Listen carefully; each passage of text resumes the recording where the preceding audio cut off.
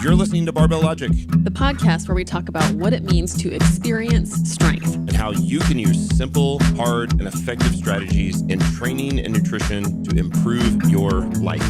It starts with meeting you where you are right now and finding lasting solutions. Welcome to the show.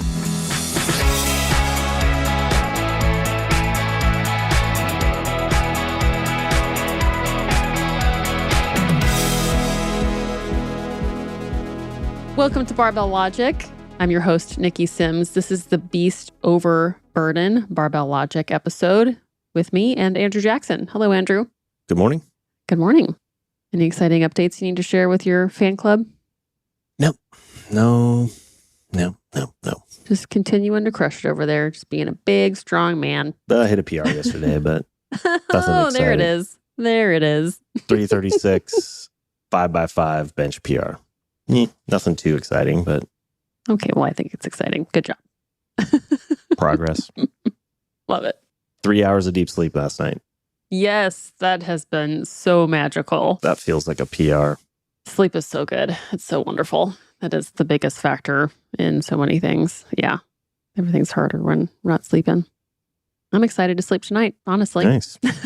Yeah. Looking forward to it already. Well, things have been very busy at the Barbell Logic headquarters, which is all across the country, actually. But yeah, we just got off of a really fun Mission Control meeting. Mission Control is me, Andrew, Josh, and Matt talking about a lot of big things for the rest of the year. And I'm pretty excited about it all. So it made me even more affirmed on our mission, which I'm pretty excited about. And it had me thinking about, when we speak to people at the very kind of beginning of their strength journey, which maybe they haven't even found us yet. Maybe it's 6 months before they hear about us. But conversations that I've had with friends or people who I see in the gym, and I just know that their lifespan in the gym of being productive is like 6 to 8 weeks. And I think that it's that early on when something needs to change and someone may not know what it is. And that's where things start to need to get different and they don't know what to do, or some other consideration that I want to hear your thoughts on. But there's a very early starting block, in my opinion, and it's around the 6-week mark. And I'm curious what that is. This is somebody who's working with us, or somebody who would describe this person a little bit more for me. I don't think this person is working for us. I see them as someone who has started working out many times, and then they've stopped working out many times. And I see them as going to their local Globo gym, doing a workout, getting really sore, getting it into their routine 2 or 3 times a week, and then it doesn't stay in their routine. Or they have a history of, getting hurt, stopping for a long time, starting again, maybe getting hurt again. I'm thinking of like a CrossFit on and offer. But I think when someone works with us for that amount of time, they keep working with us because we can really guide them. But I think when someone's not working with us and they're doing like maybe machine exercises, or they're just getting started on barbell exercises and they don't know how to get past the first 6 weeks, like there's something in that early time where gets real and things need to change. Yeah, I think 6 to 8 weeks is an amount of time where the average person going into the gym following some version of a workout strategy program has been able to increase the stress for a long enough period of time that it's probably gotten heavy enough or hard enough that they're starting to miss reps, or they're not able to recover. So the performance might even be going down, or at least plateaued, where the super newbie gains, if they are even gains, have basically stopped. And yet it's not long enough to have seen any kind of a meaningful change in their body, other than maybe they've seen a little bit of weight go up on the bar, or the number of reps have gone up. But it's sort of this murky area where they're having a harder time recovering, or they're having a harder time adding more stress, which has been their indication of progress up until that point. Which another way to say that is they've been adding more weight to whatever they're doing. More weight, more reps, more distance, maybe if they're running, or, more time, whatever the metric is that they're trying to see improve starts to plateau, probably because they don't know how to manage their stress or their recovery in a way where progress continues. And so the return on that invested effort doesn't seem worthwhile anymore because, again, at 8 weeks, you probably haven't done something long enough or effectively enough to actually see noticeable change. And then it just becomes well, why am I doing this? You stop being able to see the path from where you are to where you want to be happening in any kind of a reasonable amount of time. So you just give up because it doesn't seem worthwhile. I'm not just speaking for somebody I imagine. That's what happens for me. If I do something for 6 to 8 weeks and I see a little bit of traction, but then it stops working, it's hard to stay motivated to keep doing something if it doesn't seem like it's working. Yeah. And I'm thinking of those times too that I've experienced where you were able to try a lot of things at once and all those things were working, or a couple of things were working, but you don't know which one it was. But then you get to that point where not all of it is working like it was just before, and you don't know what to do next. Like, what is the thing now that will keep this working? And it could be a slew of things. It could be just one certain thing. Like for someone who's never had a coach look at their barbell training, like let's say they teach themselves to squat, bench press, deadlift press, and they do that for 6 weeks. That's enough time for them to just put 5 pounds on and maybe not have any real check on their form. So they get to a point where stuff's starting to kind of fall apart a little bit. It actually hurts. They can't complete the reps anymore. And the variable that would probably make a huge impact for them is have a coach look at your form. Like maybe you just need to change how you're performing the lifts, and that will be enough to keep you moving forward. It's impossible to know or say as a blanket statement what the thing is after 6 to 8 weeks. And that's why personalized professional coaching is so useful or has so much value, because a good professional coach can diagnose pretty quickly which part of the stress or recovery needs to be adjusted and do that really quickly. So again, the individual gets to see, I do X and I get Y outcome, and keep moving forward, keep being motivated, and be able to see again, it sort of clears the fog and gets people unstuck and moving forward towards their goal again. Yeah. Where they can actually start making meaningful change, which is why they started out in the first place. Yeah. And I would even back it up there to say, make meaningful or take meaningful action. Because the problem isn't that they're not changing. They probably are actually changing, even if they're plateaued. But if you don't stay motivated enough to continue, then the change won't happen. You have to have faith. A lot of it does come back to a little bit of faith in the process or trust in the process to continue applying yourself in a meaningful way, which is difficult to do if you don't believe in your program, which I think is one of the biggest variables that determines whether or not a program will work. Because we know that the work has to be hard, you can't just show up and kind of do the program. You have to show up and really throw yourself into the program and work hard in order to get the change. Yeah. That also sounds like a time when people would turn to a group fitness class. Like they're going to go to CrossFit. They're going to find a local barbell coach with a group training approach, or they're going to go to Orange Theory. They're going to do something where someone else is telling them what to do. And that's maybe enough for them to start trusting the process again. But even in that realm, when it's not personal and professionalized, I see the end already. Yeah, I think that buys time. Right. By outsourcing meaning to being part of the group.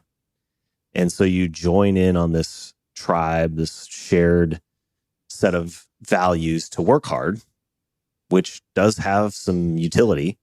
Every team I've been part of that I've wanted to work hard to be part of, to include times when I did CrossFit, or whether I was on the wrestling team or the crew team or whatever sports team, that is a motivator. The social pressure, the social dynamic, the wanting to be included, wanting to compete, that I think can provide that meaningful action for a period of time. And it can get you some pretty powerful results. in a relatively short period of time for, depending on how hard you go into it and how much of a priority you place on that part of the community, that can drive adaptation and progress for a really long time if you, along the way, figure out how to manage the recovery. Yeah. I think that's often where I see the problem, is that it becomes a little bit of a survival of the fittest. Yeah, totally. On whether you can figure out how to either not get hurt or manage your nutrition or your sleep, or not become the crazy CrossFitter that does it 7 times a week. Right. Or you just like fall out of the team sport, if that's what it was. That's such a factor that I don't think most people consider when they get back onto their training routine, when they get back to the gym, air quotes, is, well, I'm working out more than I was before. So their recovery bucket was too high before they started training. They were detrained, over-recovered, and then they start training again, and maybe they're really enjoying it, and they start training a lot. So they don't really... Well, more is better, right? More is better, and that's what the business who you're going to is going to tell you, because they want to get more of your time and money. So you're going to believe that more is better, but they don't have that concept of, well, how do I be intelligent about my recovery? What reassurance or guidance would you give to someone, or even how would you guide someone in letting them know that that may be what their issue is? They're not being intelligent with their recovery. Some of it would be objective. I would ask them whether they're progressing towards their goal. I mean, if somebody's making progress, maybe it's working for them. Some people can recover from way more than others. And so I would start there. But if you're not making progress and you do more and you're still not making progress, or often you'll see somebody actually backpedal or backtrack. They'll make less progress. Other pieces of it could be objective measures, but outside the gym. How well are you sleeping? How much fatigue do you have day to day? How much soreness are you carrying around day to day? And then others would be subjective. What's your mood and energy level like throughout the week? Because if you're just constantly exhausted, sore, grumpy, and not making progress, probably a pretty good sign that you might need to either prioritize recovery or reduce the stress. Like, can you see yourself living like this for another 3 years? And if the answer is no, or heck, even another 6 months, if the answer is no, I think there's something off with their recovery, or the balance at least. Yeah. Yeah. If you can't get excited about doing this for a really long time, it's not even worth it for the next 2 months. I mean, unless you're David Goggins, stay hard. Stay hard, fellas. Yeah, I mean, that's a bit of a fine line to walk there. But again, I go back to, if you're bought into the program, if somebody comes back and says, yeah, I want to be in this state for the next 3-6 years, okay, have at it, But most people aren't asking that question unless they're feeling like they're not making progress. They're looking for somebody to help them make a different decision. Yes. Yeah. Yeah. I think one thing that's pretty much always happening around that time is they have made nutrition changes that equate to a caloric deficit. Usually significant, yeah.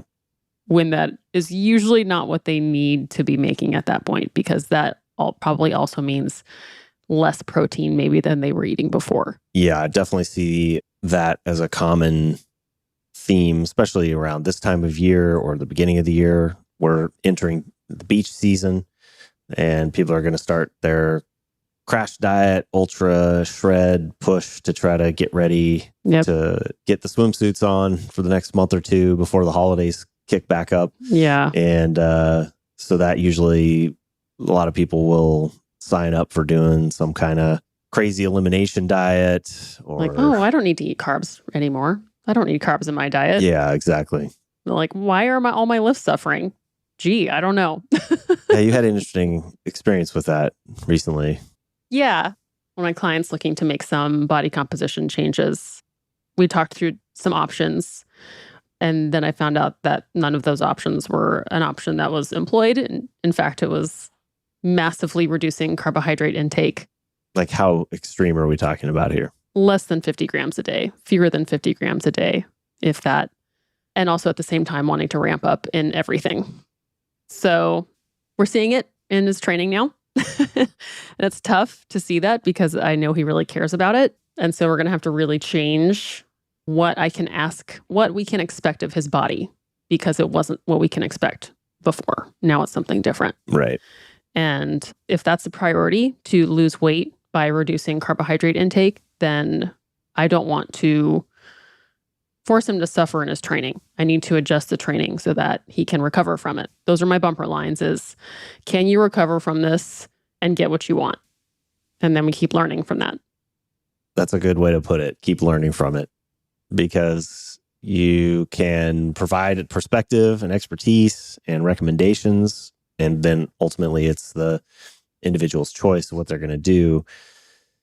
And you got to adapt to that as best you can. Yeah. Along with trying to encourage them to be able to accept the impact of the choice that they are making. Yeah. Yeah. Because there are trade-offs. There are no solutions, only trade-offs.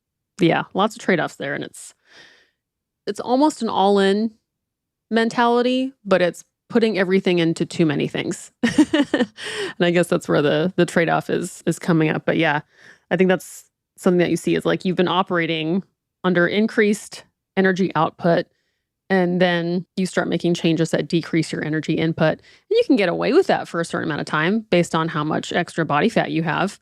And then you stop getting away from it. That's what I think. Yeah. Maybe it's right around that 6 to 8 week mark of starving yourself while working out more. Yeah. And especially if you lose the carb, because that is your, like, you need carbs right now when you're training. You need it right now. Like, you will burn through, your 20 carbs or whatever by the time you finish loading the bar for your squat work set. Then it's the question of, okay, well, how do we keep you moving so that you can recover from it? Because if you can't recover from it, you are going to get hurt. And then that's the end. And I don't want that. Like, I want someone to keep moving. People are killing themselves. But I just don't think they see it that way. Like, you're so invested in seeing the weight on the bar go up, like you've spoken about, is like, this is everything. Like, this is my only North Star, the only metric that should matter, because this is my identity. If I can add 5 pounds, it means I am stronger.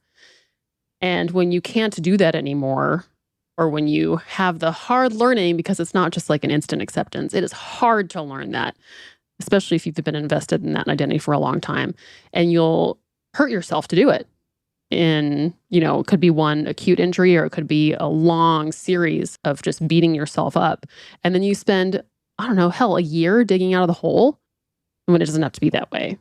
And so that's what I mean by the end is like, it's a different trajectory that you actually don't want. Right. Which is a different version of being stuck or plateauing.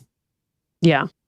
You're mismanaging the stress and the recovery, probably prematurely. I mean, that's a pretty common story for the kind of early to mid intermediate, depending on how you want to call that. But somebody who's been training for, could be the 6 to 8 weeks, so that you're in the really early LP phase, or I think that eking out the extra 5 pounds and starting to either hurt yourself from applying too much stress, or you could be hurting yourself metabolically by continuing to force body weight on that when it's not really even adding. I mean, is gaining 20 pounds of body fat worth getting an extra 5 pounds on the bar? I mean, that's a choice each person has to make for themselves, but that is a different version of metabolic suffering that you're probably putting on yourself and effectively stuck, but it's a perception of being stuck because of the identity being fixated on 5 pounds going on the bar.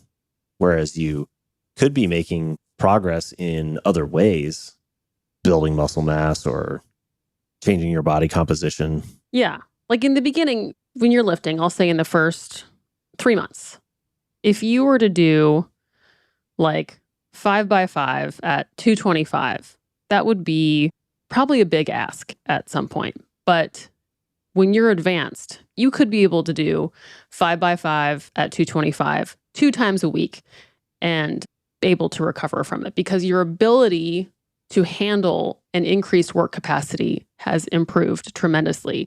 Even though you are doing like the same amount of weight, similar amount of reps, like you can recover from it because your ability to recover has also improved. But when you're new, you don't have that ability yet. Like there's so many things that you haven't gotten the reps in, so to speak, to improve. But your overall work capacity 3 years into doing the same number on the bar has improved. And I think that's something different, is like just being able to handle a certain amount of weight for a lot of reps in a month is different than what you can handle as a new lifter. So even if it's the same amount of weight on the bar, I'm kind of trying to figure this out as I'm speaking to it, is like train your work capacity the longer you lift. Even if the weight on the bar is exactly the same, you can handle that amount of weight to a much greater extent. I'm trying to think of a way that I've experienced that where the top end of my strength, my ability to display strength has not gone up, but I consider myself stronger in that regard. So my 1RM squat has not gone up, but I'm doing more reps above 400 pounds right now than I have probably ever. Yeah.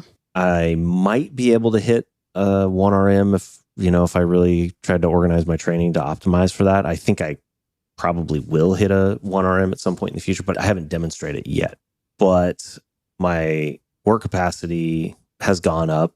I'm hitting some rep PRs, but it's, not every single week or not even every single month. It's just gradually over time, I'm getting stronger in a somewhat of a different way. But again, going back to my earlier comment, the meaningful action that I'm taking is to continue showing up and doing hard work. And that's because the mental model and the identity I have now is that I enjoy doing those hard sets. And the outcome is getting stronger over a long period of time. That's the output of the work. But the thing that keeps me motivated and taking the meaningful action is that I've adapted my identity to enjoy that process of lifting heavy weights and doing hard sets 3 to 4 times a week. It's just part of who I am now. Right. If I were still wrapped around the axle about adding 5 pounds, I would not be enjoying it. I would think that my program wasn't working because there's some weeks that I don't. Some weeks I'm doing the same weight. I'm repeating the same weight, often multiple times over the course of the weeks and months. But then very, very slowly, I'll add a little bit more weight. Like yesterday, I just decided to go for a 5x5 PR by 2.5 kilos. So it's a different mindset, but that's what's really shifted for me. And I mean, it's only taken 15 years Yeah. to go from being motivated beyond the 6 to 8 week point by seeing 5 pounds get added to the bar. 15 years later, it's different. I'm still getting a very similar, if not more productive outcome in the long run, because it's also not coming because I just added body weight or ate more calories. It's that I've incorporated a mindset of training that keeps me taking meaningful action over a long period of time. It allows you to be in a much more open-minded state of mind where, when you do need to make adjustments for traveling or if something's hurting, you can still train and train productively and take action. But if you have this belief, this dogma that you can only do it in a certain way with a certain piece of equipment, you lose a lot of options. You lose a lot of opportunity to progress. Right. Yeah. I'm taking into account my ability to recover, which I think is the actual bottleneck for driving adaptation, is whether or not I can recover from it. So if I just throw in a bunch of extra variables that weren't part of my training the week before because I'm traveling, I'm not eating normally, I'm not sleeping in the normal place, I'm doing all kinds of other stuff during the day, I'm not in my routine. Shockingly, I can't lift quite as well. Yeah. And I'll still try. Right. Well, I think to wrap this up, I would encourage someone in that short time frame where you can remember when you just got back into it. You just got back in the gym. It might have been last month. Know that there is so many more months ahead of you, and you probably need an ally right now to help you figure out what the next thing you need to do is. Maybe you need to start going to a gym where you have more equipment variety.